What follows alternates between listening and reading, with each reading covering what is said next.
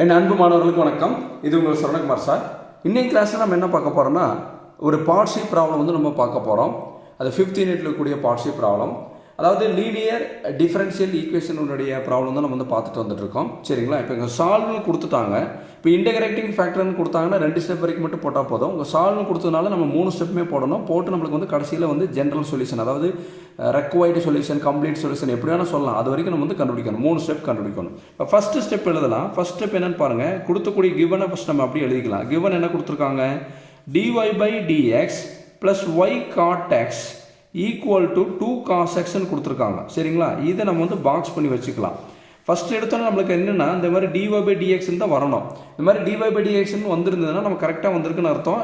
உடனே நம்ம என்ன பண்ணலாம், அதனுடைய ஃபார்ம் எழுதிக்கலாம். இது வந்து என்ன ஃபார்மில் இருக்குன்னா, dy by dx plus py equal to qங்கிற அந்த ஃபார்மில் இருக்குது. ஓகேங்களா?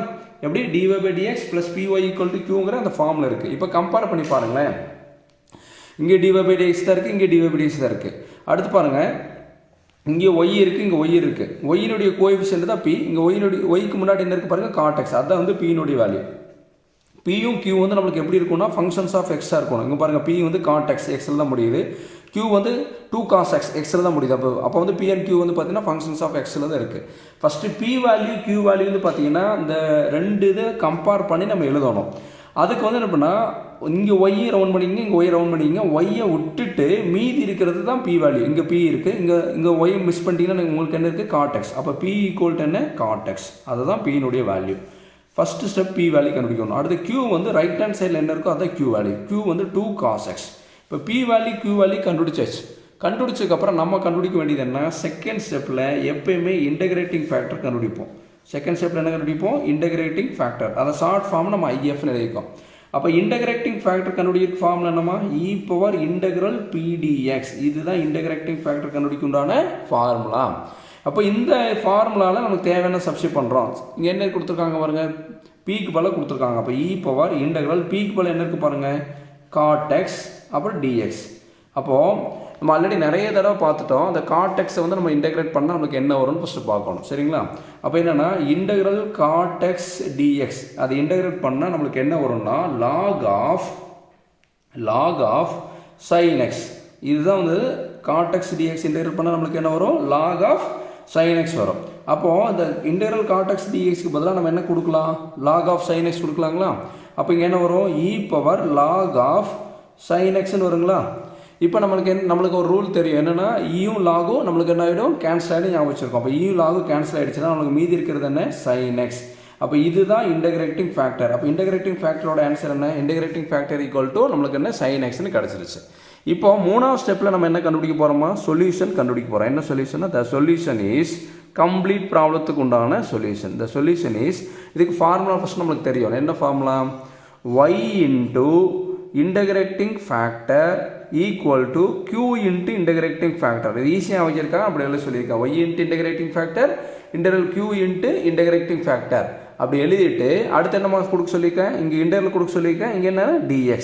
ஏன்னா qங்கிறது ஃபங்க்ஷன்ஸ் ஆஃப் x. அப்போ வந்து இங்கே dx வரும். இன்டர்வல் dx, கடைசியில் என்ன, ப்ளஸ் c. இப்படி தான் ஃபார்முலா வந்து ஈஸியாக வந்து நம்ம ஞாபகம் வச்சுக்கணும். இப்போ இந்த ஃபார்முலாவில் தேவையானதெல்லாம் சப்ஸ்டிட் பண்ணலாம். இங்கே என்ன கொடுத்துருக்காங்க பாருங்கள், ஒய்க்கு ஒய் இது கொடுத்துருங்க. இன்டகிரேட்டிங் ஃபேக்டர் வந்து நம்ம செகண்ட் ஸ்டெப்பில் கண்டுபிடிச்சிருக்கோம். என்ன கண்டுபிடிச்சிருக்கோம் பாருங்கள், இன்டகிரேட்டிங் ஃபேக்டரோட ஆன்சர் sin x. அப்போ வந்து இங்கே இன்டகிரேட்டிங் ஃபேக்டருக்குள்ள sin x. இன்டகிரலுக்கு இன்டகிரல் qங்க வந்து RHS value. Right hand side என்ன கொடுத்துருக்காங்க பாருங்கள், 2 cos xன்னு கொடுத்துருக்காங்க. ரைட் ஹேண்ட் சைடு என்ன கொடுத்துருக்காங்க, 2 cos x.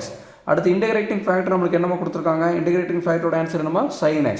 அப்போ இங்கே என்ன, sin x, இங்கே dx ப்ளஸ் c. இப்போ என்ன பண்ணோம்னா, இந்த y sin x left hand side இருக்கிறது நம்ம எதுவுமே பண்ண வேண்டியதில்லை. இப்போ இதை எப்படி பண்ணலான்னு பாருங்களேன். இந்த 2 cos x sin x இருக்குது பார்த்தீங்களா, இந்த 2 cos x sin xை நான் என்ன எழுதுறேன்னா, sin 2x எழுதுறேன். sin 2x dx ப்ளஸ் cன்னு எழுதிட்டேன். எப்படி சார் sin 2xன்னு வந்ததுன்னா, நம்மளுக்கு ஒரு ஃபார்முலா இருக்குது. sin 2x equal to 2 sin x into cos x. இதுதான் இந்த ஃபார்முலா. இந்த ஃபார்முலா படி தான் நான் இதை வந்து மாற்றிருக்கேன். அதாவது எக்ஸுக்கு பதிலாக தீட்டான்னு படிச்சிருக்கோம். sin 2 theta equal to 2 sin theta cos theta. அங்கே பாருங்கள், இங்கே 2 இருக்குங்களா, இங்கே 2 இருக்குது. ஓகேங்களா? அடுத்து பாருங்கள், இங்கே sin x இருக்குங்களா, இங்கே sin x இருக்குது, இங்கே என்ன இருக்குது cos x இருக்கா, cos x. sin x cos x இடம் மாதிரி வந்திருக்கு, எப்படி வந்தாலும் பிரச்சனை இல்லை. அப்படி இருந்தாலும் நம்ம என்ன எழுதலாம், sin 2xன்னு எழுதலாம். இந்த ஃபார்முலா தான் நான் இங்கே அப்ளை பண்ணியிருக்கேன்.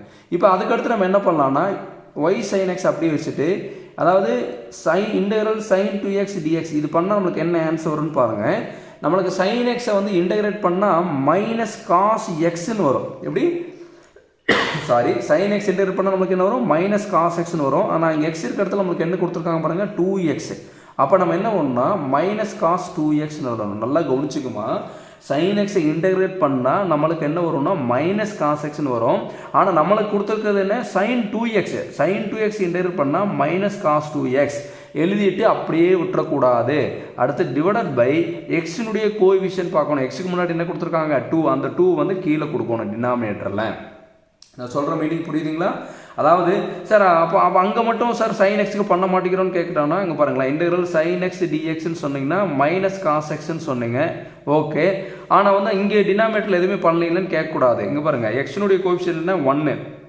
அப்போ டிவைட் பை 1 கொடுத்தீங்கன்னா minus cos x divide by 1 என்ன அர்த்தம், மைனஸ் காஸ் எக்ஸ் தான். அதனால் அந்த இடத்துல டைரெக்டாக மைனஸ் காஸ் எக்ஸோட நிப்பாட்டியிருப்பாங்க. இதே ரூல் தான் இங்கேயும் ஃபாலோ பண்ணுறோம். sin 2xனா மைனஸ் காஸ் 2x, எக்ஸுக்கு முன்னாடி என்ன இருக்குது பாருங்கள் 2, அதை தான் கீழே கொடுத்துருக்கோம். ஓகேங்களா? கடைசியில் என்ன இருக்குது பாருங்கள், ப்ளஸ் சி, அவ்வளோதான். அப்போ அதனுடைய ஆன்சர் என்ன, y sin x equal to minus cos 2x divide by 2 plus C. இப்படி எழுதினாலுமே கரெக்டு தான். இல்லை minus cos 2x divide by 2 வந்து நீங்கள் ரைட் ஹேண்ட் சைடு கொண்டு வந்து எழுதினாலும் கரெக்டு தான். y sin x plus cos 2x divide by 2 equal to C. அந்த minus cos 2x divide by 2 வந்து ரைட் ஹேண்ட் சைடு வந்து லெஃப்ட் ஹேண்ட் சைடு கொண்டு வந்தாலும் கரெக்டு தான். மைனஸ் வந்து சைடு வரும்போது ப்ளஸ் ஆகிடு. ரெண்டில் எப்படி எழுதினாலும் கரெக்டு தான். ஃபஸ்ட் இந்த ஸ்டெப்போட நிப்பாட்டினாலும் உங்களுக்கு ஃபுல் மார்க்ஸ் கொடுத்துருவாங்க. Thank you, students.